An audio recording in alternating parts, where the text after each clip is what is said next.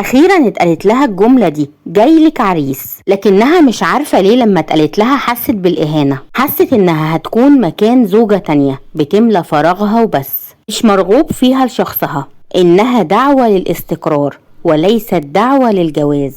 طب الجواز ايه الا استقرار؟ ولكن قطع تفكيرها محمود. ايه يا غادة ما بترديش عليا ليه؟ اسفة معلش، كنت بتقول ايه؟ رأيك ايه في اللي قلته؟ ردي بسرعة قبل ما سارة تيجي. وايه المشكلة لو سارة عرفت؟ مش هاني ده اخوها؟ دي رغبة هاني. يعني انت لما قلتله عليا هو قال ايه؟ ويطول يا بنتي. غادة بسخرية.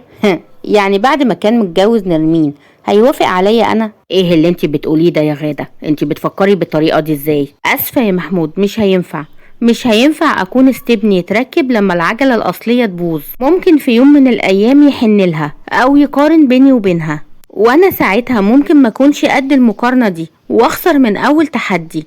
انا عمري ما هحط نفسي في موقف زي ده. كان ممكن خبر زي ده يفرحني من مدة، لكن دلوقتي انا اهم حاجة عندي شغلي ورسالتي وبس. انتي بتظلمي نفسك بالتفكير ده.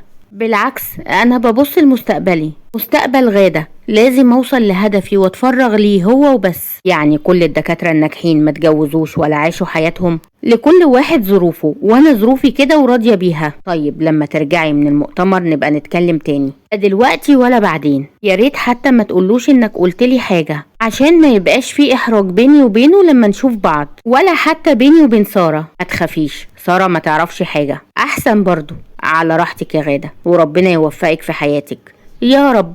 دخل حاتم الأوضة عند جيهان، لقاها غرقانة في نومها. جيهان يا جيهان. قعدت جيهان وهي بتفرك في عينيها. ايه ده؟ هي الساعة كام؟ الساعة 3. وانت جاي من شغلك دلوقتي ليه؟ في ناس مهمين جايين على العشاء هنا وعايزة افرغ نفسي ليهم. جيهان وهي بتنام مرة تانية. ناس مين؟ أجانب على عرب، يعني مهمين جدا جدا. أنا كلمت الفندق هيبعت لنا الأكل من هناك. للدرجة دي؟ قومي شوفي هتلبسي ايه واتصلي بالكوافير يجي. عايزك النهاردة أحلى واحدة في السهرة. هو أنا لازم أحضر؟ انتي تعبانة؟ لا. امال ايه؟ مفيش، بس بسأل على أهميتي في الحضور وعلى سنجة 10 زي ما بتقول. اسمعي الكلام يا جيهان، من امتى وانتي بتسألي؟ انتي بتكوني مبسوطة كل مرة بتجيبي فيها فستان جديد. زهقت من الفساتين ومش عايزة أحضر. قول لهم مراتي تعبانة. بطلي دلع، دي أهم سهرة ممكن أعملها في شغلي كله. الساعة لسه 3 والناس هيجوا على 9 كده. أظن قدامك وقت كفاية. ما ردتش جيهان وهو بصلها بعدم اهتمام وسابها وخرج.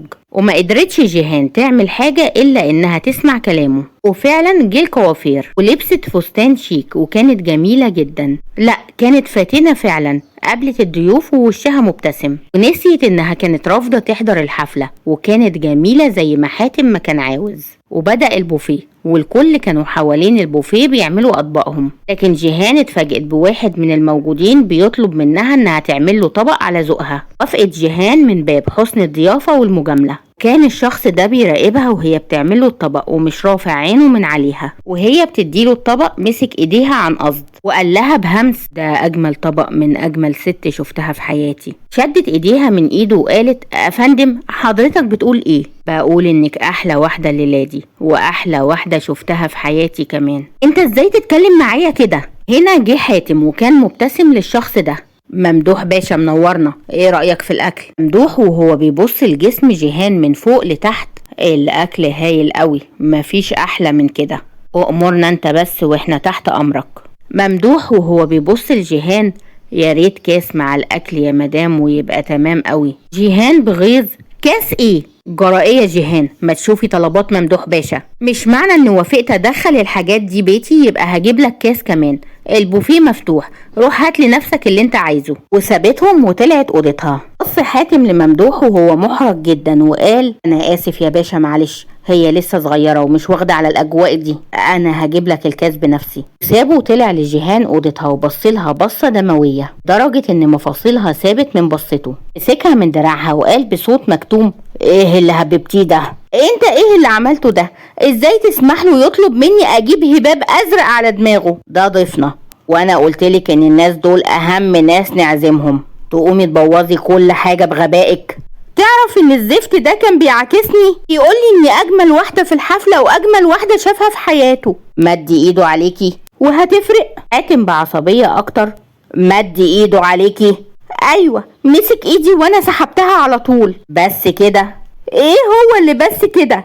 بقولك عاكسني ومسك ايدي. ما تكبريش الموضوع، ياما بيحصل في الحفلات. يا خبر ابيض عليا، ايه اللي بيحصل في الحفلات وانا معرفوش؟ اوف، مجاملات يا جيجي، مجاملات. وطالما الكلام في اطار المجاملة يبقى خلاص كأن ما حصلش حاجة. المهم الشغل يعدي والناس تنبسط. انا مش مصدقة كلامك، انت ازاي؟ قاطعها وقال بقولك ايه، خلي المواعظ والحكم بعد الناس ما تمشي.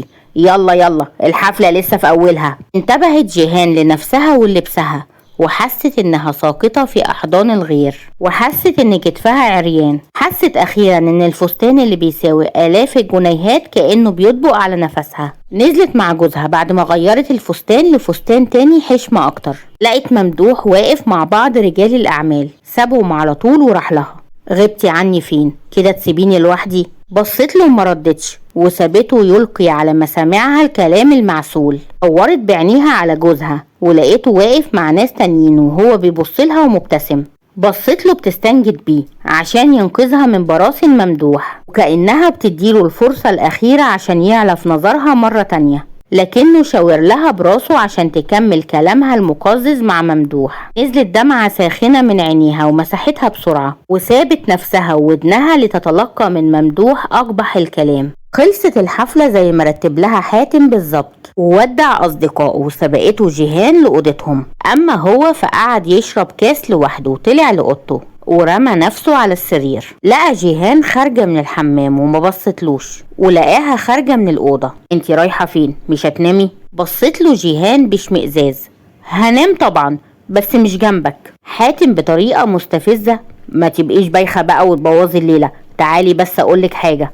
يا خسارة يا حاتم، كنت فاكراك بتحبني اكتر من كده. مسك راسه ورمى جسمه مرة تانية وقال يو بقى يا جيجي، انا بحبك وبموت فيكي، بس بصي نكمل كلامنا بكرة عشان انا وراح في نوم عميق. بصت له وهي مشفقة على حاله بسبب شربه للخمرة، وخرجت بره الأوضة وراحت أوضة تانية وقضت فيها ليلتها. كانت بتتقلب على الأشواك كل ما تفتكر اللي اسمه ممدوح، وحاسة انها عايزة تخرج كل اللي في معدتها من القرف والاشمئزاز. وكل ما تفتكر لمسته بتحس بالقشعريرة وبيزيد كرهها لحاتم. فضل الحال كده ما بينهم مدة طويلة، وهو مهتمش بزعلها لانه عارف ازاي هيصالحها. وجي يوم من الشغل لقاها قاعدة على اللابتوب في الجنينة، قعد جنبها وكان معاه علبة كبيرة قطيفة. فتح العلبة القطيفة فشافت فيها طقم ألماس كامل. ايه رأيك؟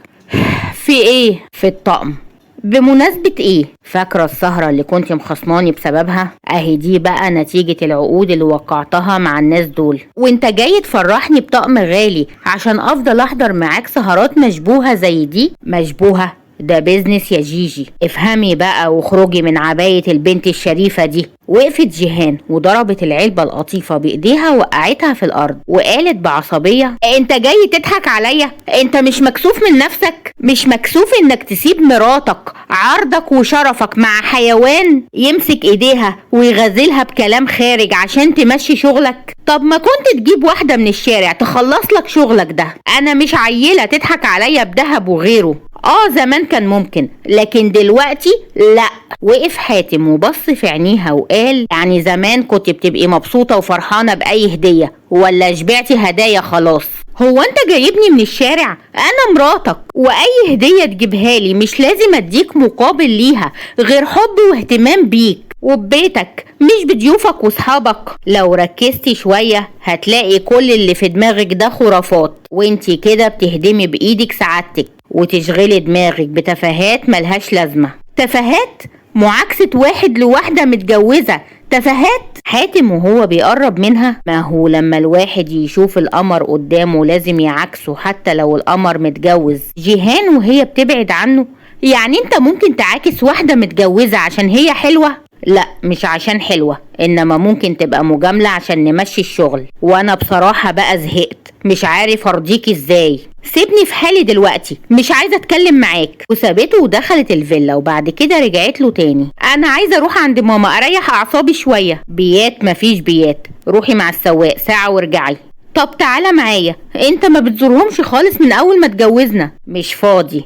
طب تعالى شوف عمر الصغير، من ساعة ما جه وانت ما شفتوش. جيهان حبيبتي بطلي تتعاملي بعواطفك، خليكي عملية. مش انتي روحتي بهدية فخمة؟ خلاص مش مهم انا بقى، لكن المهم ان الهدية وصلت. اكيد وصلت الرحم. يوه بقولك ايه، روحي من قدامي دلوقتي احسن اقولك انك مش رايحة خالص. طيب. وغيرت هدومها ووصلها السواق لبيت اهلها. سلمت على امها وساره وشالت عمر ما بين ايديها وقعدت معاهم واتكلمت كتير كانها بتشكيلهم همها من غير ما تدخل في تفاصيل. جيهان وهي بتبص في ساعتها، هي غدا بتيجي امتى؟ قالت لها ساره، انتي ما تعرفيش انها سافرت امتى؟ من 3 ايام، وهتيجي بعد بكره ان شاء الله. ربنا يوفقها، هي تستاهل كل خير. اكيد تستاهل، انا عشت معاها في بيت واحد، بجد بنت ممتازه وعجبني فيها حاجات كتير. عارفه يا ساره، محدش يعرف غاده الا ويحبها.